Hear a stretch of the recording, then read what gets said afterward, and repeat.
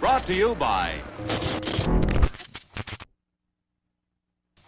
Haunted houses are a dime a dozen, each one claiming to deliver the most frightening experience imaginable. Most of these wind up being tall talk in order to drum up business. I myself have never experienced a haunt that I didn't wind up laughing my way through. However, that doesn't stop me from holding out hope that there are experiences out there that go above and beyond, and hold true to the promise that they will deliver terror that no human mind can comprehend.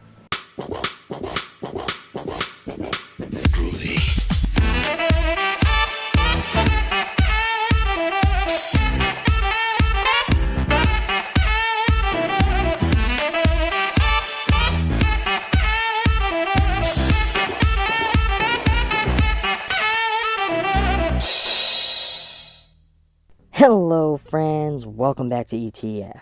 I'm beginning to learn that no subject matter is safe from the reaches of found footage, especially not those associated with Halloween. Unfortunately, I didn't have time to cover this one during our Halloween season this year, but this one in particular is bold enough to aim at bringing us the scariest night of our life. As most of the films within this genre, we follow a group of college students as they visit a secluded haunted house.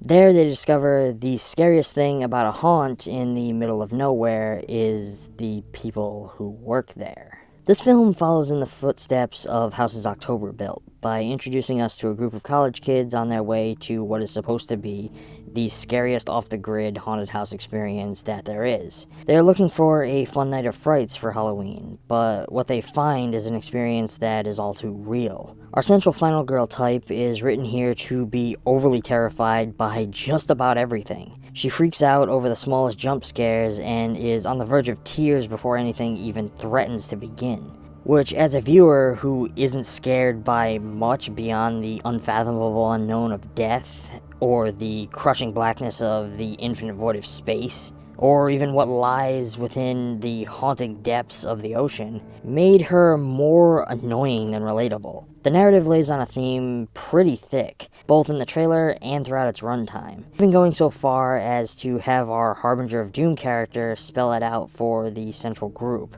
warning them not to touch the actors in the haunt, for you never know who is behind the cheap Halloween masks. Or for that matter, what they will do to you.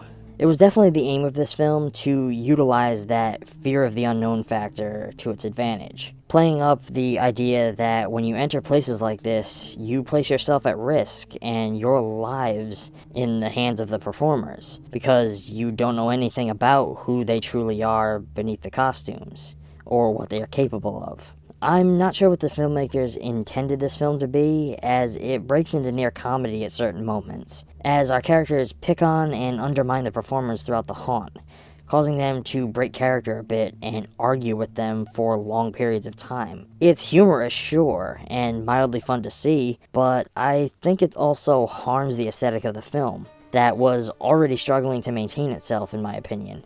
At a few points, the film breaks into these short montages of theatrical shots showcasing performers in the haunt, with badly overdubbed ADR overlays. These moments are used to transition us from one part of the haunt to the next, which rips you right out of the whole atmosphere. In fact, a lot of the audio in this film feels heavily ADR'd, and some of the audio even appears out of sync at times. The runtime of the film is padded out by having our characters stop and hold long, uninteresting conversations with every performer that they meet in every room of the haunt, which just becomes overly tedious the more it occurs. It isn't until 20 minutes from the ending of the runtime that we are finally giving our inciting incident, when our musclehead Brad punches a clown and sets them all into a fight for their lives situation, meaning that this could have easily been a short film. The worst part is that when the incident does occur, all they really have to do to get out of it is say the safe phrase, and they would have been free to go.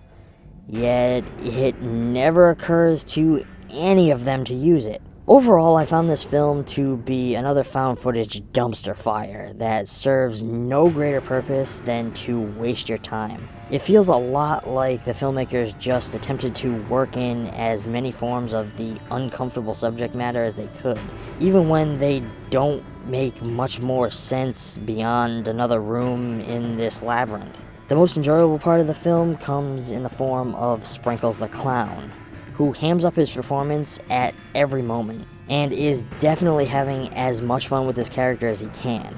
I'm giving The Scariest Night of Your Life an F.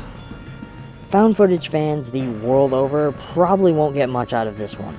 It has a few moments here and there that are decent, but for the most part, it delivers a lesser version of the same experience that you can find in far better films. Ultimately, I can't recommend checking this one out unless you are like me and have a deep-seated need to consume all the horror that you can.